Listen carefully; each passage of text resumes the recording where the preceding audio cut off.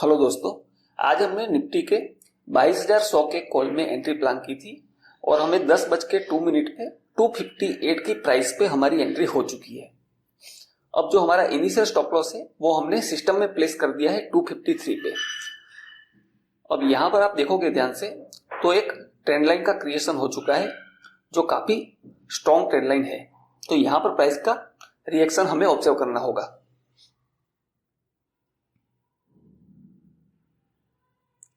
अब आज हमने जो ये रिवर्सल ट्रेड प्लान किया है तो इसमें जो हमारा स्टॉप लॉस रहने वाला है वो स्पॉट के अंदर ये जो लेटेस्ट हैमर कैंडल जो डेवलप हुई है उसी का लो हमारा स्टॉप लॉस रहेगा।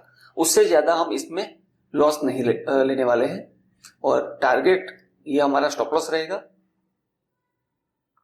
स्पॉट के अंदर निफ्टी के। और टारगेट जो है हम मिनिमम इसके अंदर 1:3 यहां पर आएगा 1:3। तो मिनिमम 1:3 का टारगेट प्लान करने वाले हैं क्योंकि आज ये स्कैल्पिंग का ट्रेड नहीं है, ये इंट्राडे ट्रेड है। अब इस ट्रेड के पीछे क्या लॉजिक है वो उसको मैं आपको थोड़ा ट्रेड डेवलप हो जाए उसके बाद एक्सप्लेन करूंगा और हमें इसमें पेशेंसली वेट करना पड़ेगा। स्टॉप लॉस भी हम अभी ट्रेल नहीं कर सकते, अभी ट्रेड डेवलप हुआ नहीं है, यहां से ट्रेड डेवलप हो जाना चाहिए। हम स्टॉप लॉस के काफी पास में हैं, फिर भी यहां पर हमें डरना नहीं है क्योंकि हमारा जो लॉजिक है ट्रेड के पीछे का वो बहुत सही है। अब यहां पर जो एक मैं लाइन ड्रॉ कर रहा हूं, ये लाइन, ये 265 लेवल जो रेजिस्टेंस का लेवल है ये बहुत ज्यादा इंपॉर्टेंट लेवल है। मैं इतना जोर क्यों दे रहा हूं इस पे, इस लेवल पे इतना इंपॉर्टेंट लेवल क्यों बोल रहा हूं? उस ट्रेड को, लॉजिक को मैं आपको एक ट्रेड से जब एग्जिट मिल जाएगी तब मैं छोटी छोटी चीजों को डिटेल में एक्सप्लेन करूंगा। तो उस लर्निंग को आप मिस मत करना क्योंकि वो लर्निंग से आपकी ट्रेडिंग स्किल है वो इंप्रूव होगी और इससे आपको फायदा मिलेगा। तो उस लर्निंग को मिस मत करना। अभी आप क्या करो, ये प्रैक्टिकल ट्रेड जो डेवलप कैसे होता है और रनिंग ट्रेड में हम कैसे डिसीजन लेते हैं उसको समझने की कोशिश करो, उसकी प्रैक्टिकल लर्निंग को आप समझो। और ट्रेड खत्म होने के बाद जो मैं इस ट्रेड के पीछे का एंट्री रीजन लॉजिक जो एक्सप्लेन करूंगा उसको बाद में आप समझना, पहले आप इस प्रैक्टिकल लर्निंग को समझ लो। जैसे ट्रेंड लाइन है, अभी हमारा यहां पर जो है प्राइस में रिएक्शन देखने को मिलेगा। अभी हम स्टॉप लॉस को ट्रेल नहीं कर सकते, अभी भी हम स्टॉप लॉस को ट्रेल करेंगे हमारे टूल के हिसाब से। फिबोनाची यहां से यहां में मार्क करके जो हमारा स्टॉप लॉस 253 था, अब मेरा स्टॉप लॉस जो है वो 256 हो चुका है।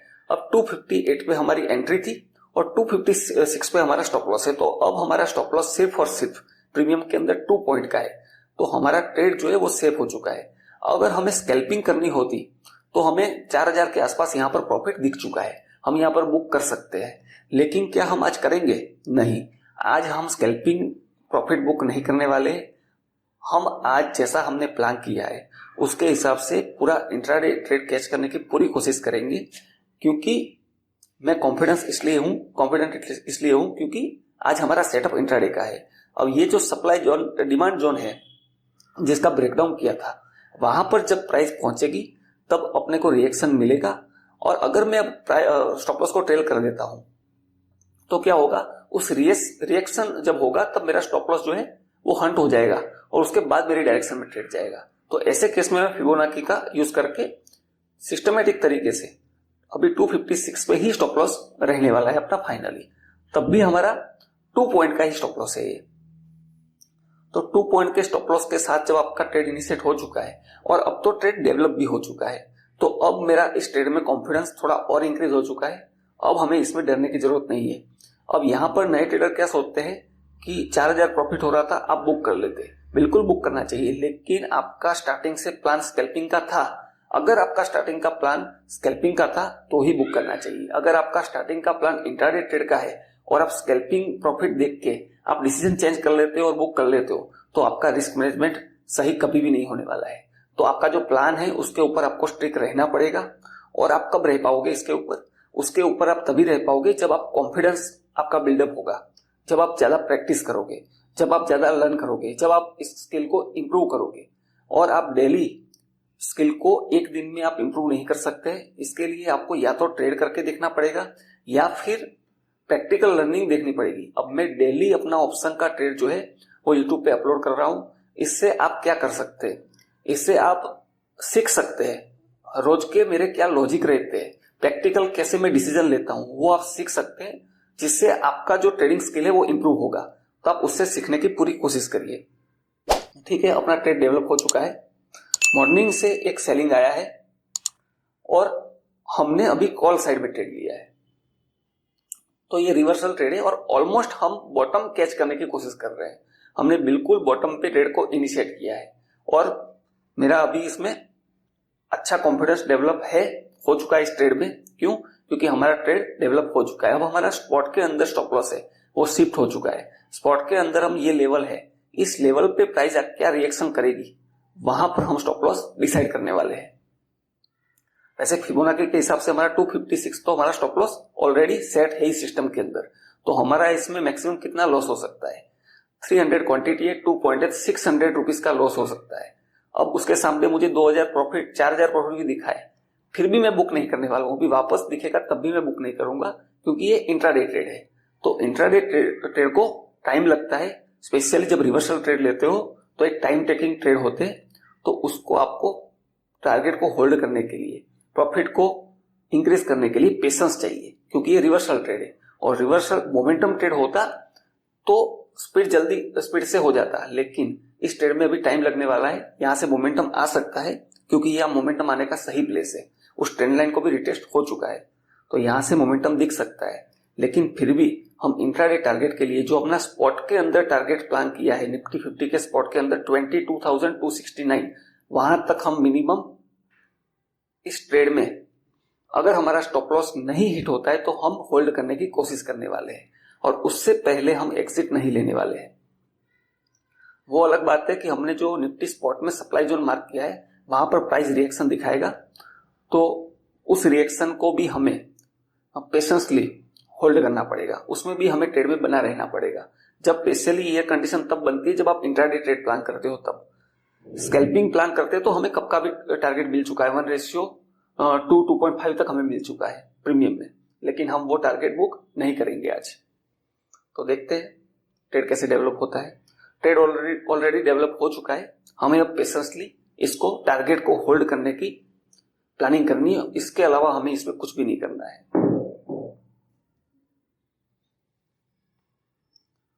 इस ट्रेड में टाइम लगने वाला है, क्योंकि ये रिवर्सल ट्रेड है। फिर से हमें 4000 आसपास का प्रॉफिट दिख रहा है, लेकिन हम यहां पर भी बुक नहीं करेंगे, क्योंकि मैं इस ट्रेड में काफी ज्यादा कॉन्फिडेंस हूं। और कॉन्फिडेंस का मतलब ये नहीं है कि हम ओवर कॉन्फिडेंस में आ जाए और हम बड़े टारगेट के लिए वेट करें, नहीं। जो हमारा प्लान है स्पॉट के अंदर 1:3, वहां तक मेरा कॉन्फिडेंस नहीं टूटना चाहिए। वो हमारा कॉन्फिडेंस हमारा प्लान के अंदर है। अगर उसके ऊपर मैं कॉन्फिडेंस डेवलप करने की कोशिश करता हूं तो वो ओवर कॉन्फिडेंस है, और उसमें फिर मेरी ग्रीड है कि मैं 1:3 की जगह 1:5 ले लूं मैं स्पॉट के अंदर, लेकिन वो ओवर कॉन्फिडेंस है। वहां पर हमें डिसीजन ले लेना है फिर। तो देखते हैं, एग्जैक्ट सप्लाई जोन पे प्राइस पहुंच चुकी है स्पॉट में, जहां पर डिमांड पे जो डिमांड का ब्रेकआउट हुआ था वहां पर प्राइस का रिएक्शन आना शुरू हो चुका है, जैसे हमने बात करी थी वैसे। तो ये रिएक्शन को हमें झेलना पड़ेगा। क्यों? क्योंकि हमारा इंट्राडे ट्रेड है। इंट्राडे ट्रेड में आप प्रॉफिट को देख के अगर बुक कर लोगे तो आप बड़े प्रॉफिट कभी नहीं ले सकते हैं, और ये ट्रेड है बड़ा प्रॉफिट लेने का। तो बड़े प्रॉफिट के लिए हमें क्या करना पड़ेगा? पेशेंसली वेट करना पड़ेगा। तो ठीक है, वेट करते हैं।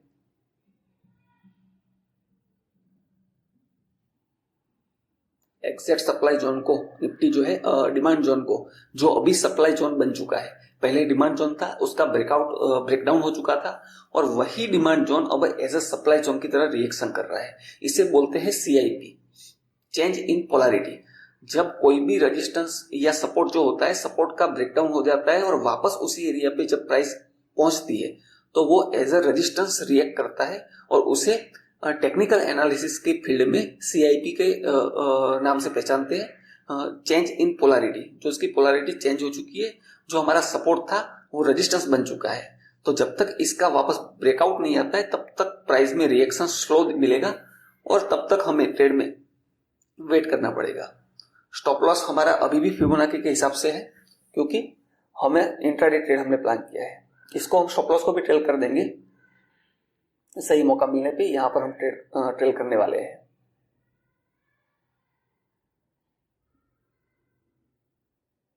लेकिन उसके लिए हमें वेट करना पड़ेगा, ठीक है, जो सप्लाई जोन क्रिएट हुआ था उसका ऑलमोस्ट ब्रेकआउट करने की कोशिश कर रहा है।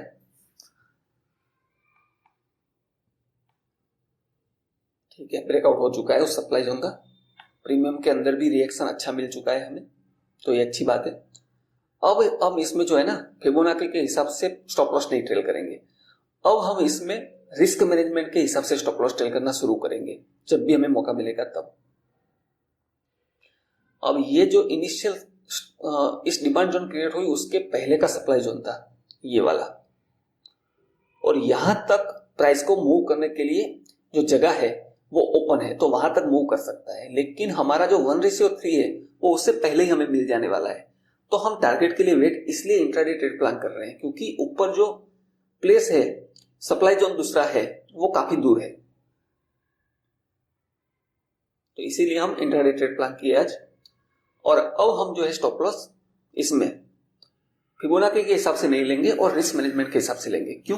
क्योंकि ऑलरेडी अपना 3-4 पॉइंट के स्टॉप लॉस के साथ हमने ट्रेड लिया है, मींस 1500 के आसपास हमारा स्टॉप लॉस था इनिशियल, और हमें अभी इसमें 5500 आसपास 5500 के आसपास हमें प्रॉफिट मिल रहा है, तो इस प्रॉफिट को भी हम जाने नहीं देंगे।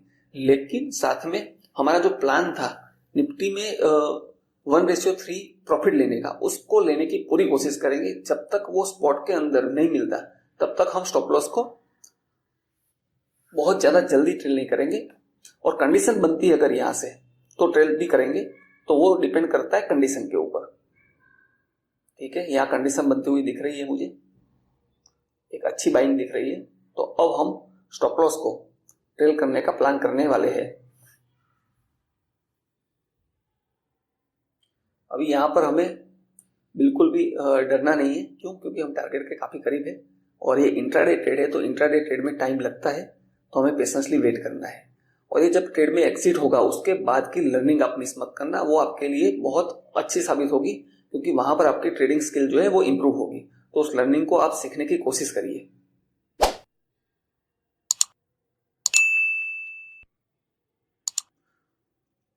ठीक है, अब हम ट्रेल करने की कोशिश करेंगे। हम टारगेट के काफी करीब पहुंच चुके हैं, जो निफ्टी स्पॉट में हमारा टारगेट था मिनिमम वहां पर हम बुक करने की कोशिश करने वाले। ऑलरेडी हमें प्रीमियम में एक अच्छा टारगेट मिल रहा है, फिर भी हम वेट करेंगे।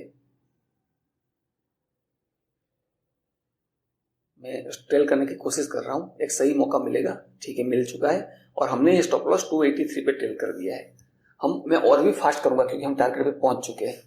टारगेट के ऊपर मिलेगा चलेगा, लेकिन टारगेट के नीचे नहीं लेंगे हम। ठीक है,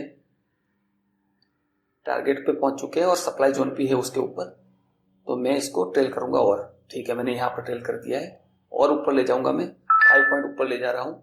यहाँ पर ट्रेल कर दिया है, और ऊपर ले जाऊंगा मैं यहाँ पर, और यहाँ पर मैं बुक करूंगा अगर होगा तो। ठीक है, और हमारा टारगेट जो है यहाँ पर बुक हो चुका है, और हमें 1:7 का टारगेट मिला है, और जो हमारा प्लान था वैसे ही हमने इस ट्रेड में टारगेट लिया है। अब मैं आपको समझाऊंगा इस ट्रेड के पीछे का लॉजिक।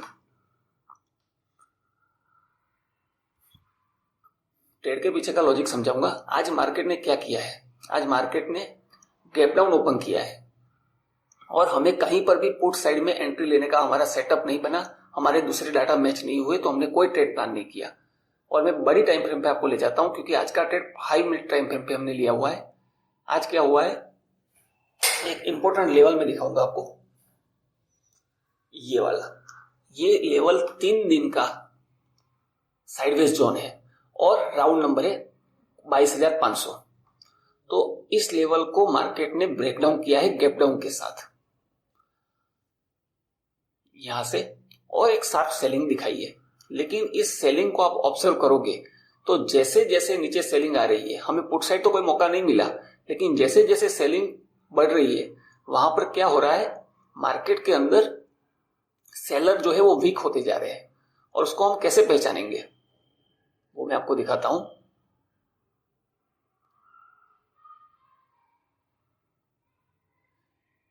यहां पर तो बायर इनिशिएट होना शुरू किए हैं, और सेलर जो है इनिशियल कहां से स्टार्ट हुए, स्टार्टिंग में गैप डाउन के साथ इतनी बड़ी सेलिंग कैंडल बनती है।